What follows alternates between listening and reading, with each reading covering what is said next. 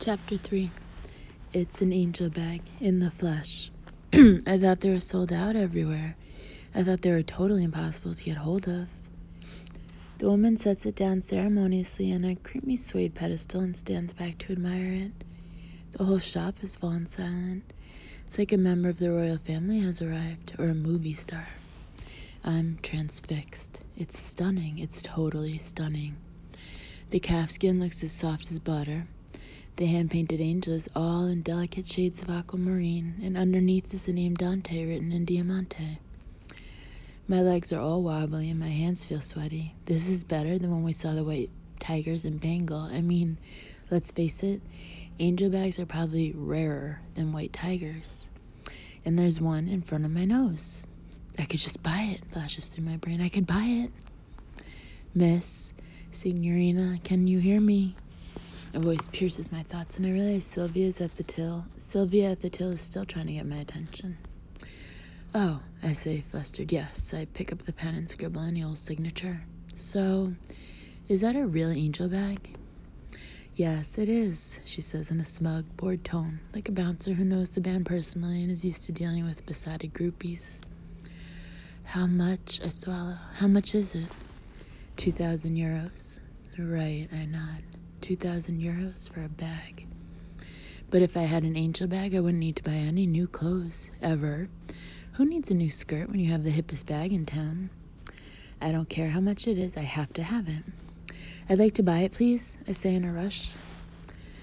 There's a stunned silence around the shop, then all the assistants burst into peals of laughter. You cannot buy the bag, says Sylvia pityingly. There is a waiting list. Oh, a waiting list. Of course there would be a waiting list. I'm an idiot. Do you want to join the list? She asked as she hands my Visa card back. Okay, let's be sensible. I'm not really going to go on a waiting list in Milan. I mean, for a start, how would I pick it up? I'd have to get them to FedEx it, or come over specially, or... Yes, I hear my own voice saying, yes, please. After I write down my details, Sylvia pops the form in a drawer. We will call you when one is available. And when might that be? I try not to sound too anxious. I cannot say, she shrugs. How many people are ahead of me on the list? We do not disclose such details? Right. I feel a tiny dart of frustration. I mean, there it is. There's the bag, a few feet away from me, and I can't have it. Never mind. I'm on the list. There's nothing more I can do. I pick up the carrier bag containing Luke's belt and slowly walk away, pausing by the angel bag. Gosh, it's heart-stopping. The coolest, most beautiful bag in the world. I'm suddenly struck by an idea. I was just wondering, I say, hurrying back to the till, do you know if everyone on the waiting list actually wants an angel bag? They are on the list, Sylvia says it as though she's speaking to a total moron. Yes, but they might all have changed their minds, I explain, my words tumbling out in excitement. Or already have bought one, and then it would be my turn. Don't you see? I could have this bag. How can she look so impassive? Doesn't she understand how important this is? We will be contacting the customers in turn, says Sylvia. We will be in touch if a bag becomes available for you. I'll do it for you if you like, I say, trying to sound helpful. If you give me their numbers. Sylvia looks at me silently for a moment. No, thank you. We will be in touch. All right, I say, deflating. Well, thanks. There's nothing more I can do. I'll just stop thinking about it and enjoy the rest of Milan. Exactly. I give a final longing glance at the angel bag, then head out of the shop. I'm not going to obsess about this. I'm not even going to think about it. I'm going to focus on culture. Yes. Suddenly, I stop dead in the street. I've given her the number of Luke's flat in London, but didn't he say something a while ago about putting in new phone lines? What if I've left an obsolete number? Quickly, I retrace my steps and burst into the shop again. Hi, I say breathlessly. I just thought I'd give you another set of contact details in case you can't get through. I rummage about in my bag and pull out one of Luke's cards. This is my husband's office. Very well, Sylvia says a little wearily. Only, come to think of it, if you speak to him, I wouldn't mention the actual bag. I lower my voice a little. Say the angel has landed. The angel has landed, echoes Sylvia, writing it down as though she makes coded phone calls all the time. Which, now that I think about it, maybe she does. The person to ask for is Luke Brandon, I explain, handing over the card. At Brandon Communications, he's my husband. Across the shop, I'm aware of Mr. Cashmere looking up from a selection of leather gloves. Luke Brandon, repeats Sylvia. Very well. She puts the card away and gives me a final nod. So, have you phoned anyone on the list yet? I can't resist asking. Senora Brandon, snaps Sylvia in exasperation. You will have to wait your turn. I cannot do any better than that. Are you so sure about that? A raspy voice cuts in, and we both look up to see Mr. Cashmere approaching us from across the shop. What's he doing? Excuse me, Sylvia says haughtily, and he winks at me. Don't let them palm you off, girl, he turns to Sylvia. If you wanted to, you could sell her this bag. He jerks his stubby thumb at the angel bag on the pedestal and puffs on his cigar. Senor, I've been listening. If you haven't called anyone on the waiting list, they don't know this has come in. They don't even know it exists. He pauses meaningfully. And you've got this young lady here wants to buy it. That is not the point, signore. Sylvia smiles tightly at him. There is a strict protocol. You have discretion. Don't tell me you don't. Oi, Roberto, he suddenly calls. The man in the black glasses hurries over from somewhere in the back. Signor Temple, he says smoothly, his eyes darting at me. Everything is all right? If I wanted this bag for my lady friend, would you sell it to me? The man blows out a cloud of smoke and raises his eyebrows at me. He looks like he's enjoying this. Roberto glances at Sylvia, who jerks her head at me and rolls her eyes. I can see Roberto taking in the situation, his brain working hard. Signor Temple. He turns to the man with a charming smile. You are a very valued customer. It's a very different matter. Would you? Yes, Roberto says after a pause. Well then, the man looks at Roberto expectantly. There's silence. I hold my breath. Sylvia, Roberto says at last, wrap up the bag for this signorina. Oh my gosh. It's my pleasure, says Sylvia, shooting me a dirty look. I can't believe this has happened. I don't know how to thank you, I stutter. That's the most wonderful thing anyone's ever done for me, ever. My pleasure. The man inclines his head and extends his hand. Nathan Temple. Becky Bloomwood, I say, shaking it. I mean, Brandon. You really wanted that bag, he raises his eyebrows appreciatively. Never seen anything like it. I was desperate for it, I admit with a laugh. I'm so grateful to you. Nathan Temple waves his hand in a don't mention it gesture, then takes out a lighter and lights his cigar, which has gone out. When he's puffing away again, he looks up. Brandon, as in Luke Brandon. You know Luke? I'm amazed. What a coincidence. By reputation. He blows out a cloud of cigar smoke. He has quite a name, your husband. He's coming back to the company after his year off, I understand? Well, yes, I say in surprise. How did you know that? Nathan Temple winks again. I've had my eye on him for a while. Talented man. A couple of years ago, all the banks were launching online services, but the one that got all the publicity was SBG, your husband's client. Signor Temple. Roberto comes bustling over with several carrier bags, which he hands to my new friend. The rest will be shipped according to your orders. Good man, Roberto, says Nathan Temple, clapping him on the back. See you next year. Please let me buy you a drink, I say quickly, or lunch, or anything. Unfortunately, I have to go. Nice offer, though. But I want to thank you for what you did. I'm so incredibly grateful. Nathan Temple lifts his hand modestly. Who knows? Maybe one day you can do a favor for me. Anything, I exclaim eagerly, and he smiles. Enjoy the bag. All right, Harvey. Out of nowhere, a thin blonde man in a chalk-striped suit has appeared. He takes the bags from Nathan Temple, and the two walk out of the shop. I lean against the counter, radiant with bliss. I have an angel bag. I have an angel bag. That will be 2,000 euros, comes a surly voice from behind me. Oh, right. I kind of forgotten about the 2,000 euros part. I automatically reach for my purse, then stop. Of course, I don't have my purse. and I've maxed out my Visa card on Luke's belt, and I have only €7 in cash. Sylvia's eyes narrow at my hesitation. If you have trouble paying, she begins. I don't have trouble paying, I retort at once. I just need a minute. Sylvia folds her arms skeptically as I reach into my bag again and pull out a Bobby Brown sheer finish compact. Do you have a hammer, I say, or anything heavy? Sylvia is looking at me as though I've gone completely crazy. Anything will do. Suddenly, I glimpse a hefty-looking stapler sitting on the counter. I pick it up and start bashing as hard as I can at the compact. Audio! Sylvia screams. It's okay, I say, panting a little. I just need to... There. The whole thing has splintered. Triumphantly, I pull out a MasterCard, which was glued to the backing.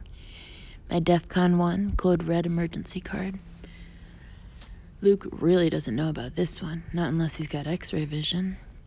I got the idea of hiding a credit card in a powder compact from this brilliant article I read on money management.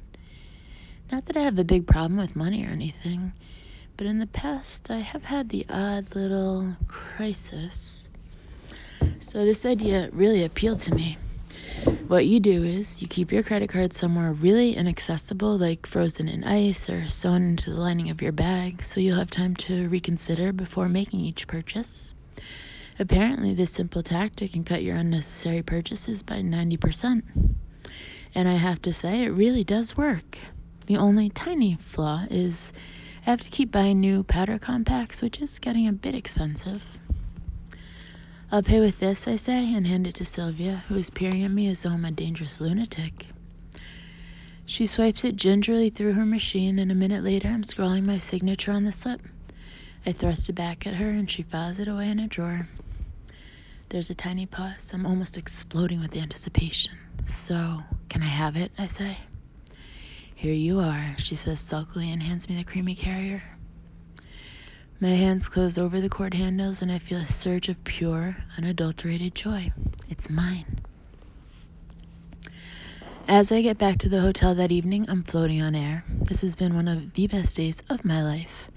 I spent the whole afternoon walking up and down the Via Montenapoleone with my new angel bag prominently displayed on my shoulder, and everyone admired it.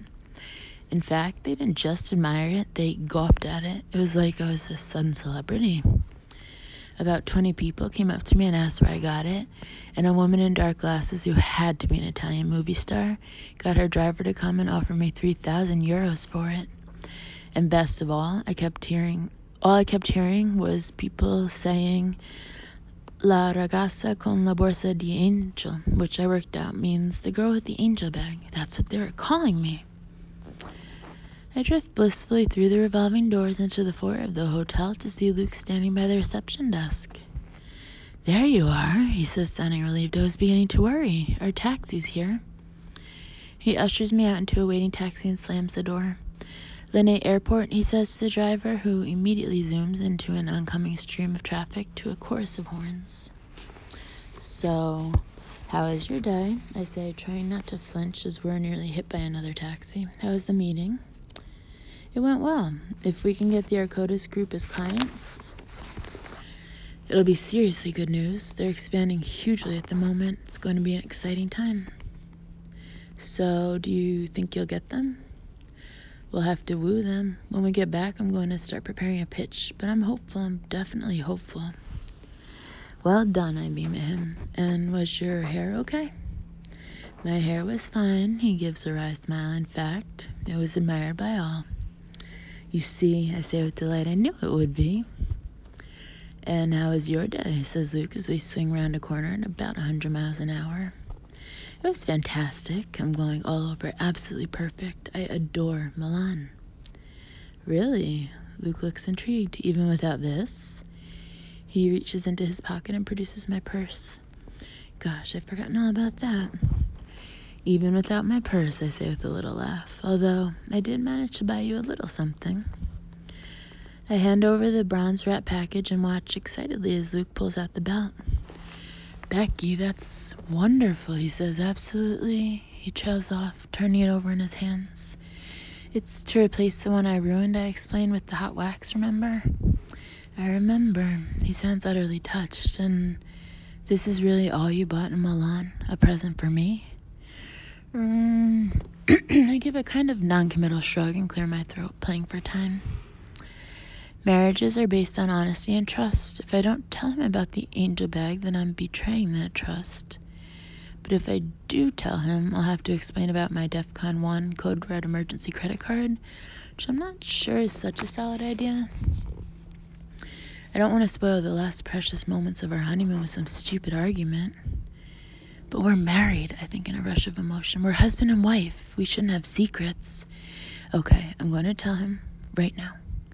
Luke, wait. Luke cuts me off, his voice a little gruff. Becky, I want to apologize. Apologize? You said you changed. You said you'd grown up. And you have. He spreads his hands. To be honest, I was expecting you to come back to the hotel, having made some huge extravagant purchase. Oh, gosh. Luke, I venture. I'm ashamed of myself, he says, frowning. Here you are, your first visit to the fashion capital of the world, and all you've bought is a present for me. Becky, I'm really moved. He exhales sharply. Chandra was right. You do have a beautiful spirit. There's silence. This is my cue to tell him the truth. But how can I tell him I don't have a beautiful spirit? I have a crappy old normal one. Well, I find myself obsessively refolding the bronze wrapping paper. It's just about. It's not just about to me, he says quietly. It's a symbol of our marriage. He clasps my hand for a few moments and smiles. I'm sorry, what did you want to say? I could still come clean. I could still do it.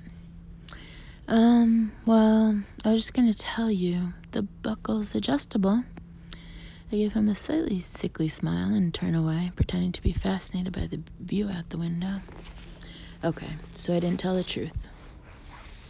But in my defense, if he just paid attention, when I had read him Vogue, he would have seen for himself. I mean, I'm not hiding it or anything. Here I am with one of the most coveted status symbols in the world on my arm, and he hasn't even noticed. And anyway, this is absolutely the last time I lie to him. From now on, no more white lies, no more gray lies, no more fibs. We will have a perfect marriage of honesty and truth. Yes, everyone will admire our harmonious, loving ways, and people will call us the couple who... Lynette Airport. The driver's voice interrupts my thoughts. I turn and look at Luke with sudden apprehensive thrill. Here we are, he says, and meets my eye. Still want to go home? Absolutely, I reply firmly, ignoring the nervous flutters in my stomach. I get out of the taxi and stretch my legs. Passengers are milling about with trolleys, and a plane is taking off with a thunderous roar, almost right above me. Gosh, we're really doing it. In a few hours, we'll be in London, after all these months traveling. By the way, says Luke, there was a message from your mother on my mobile this afternoon. She wanted to know if we were still in Sri Lanka or had we gone to Malaysia yet. He lifts his eyebrows comically at me, and I feel a giggle rise. They are all going to get such a shock. They're all going to be so thrilled to see us. And suddenly I'm full of excitement. We're on our way home.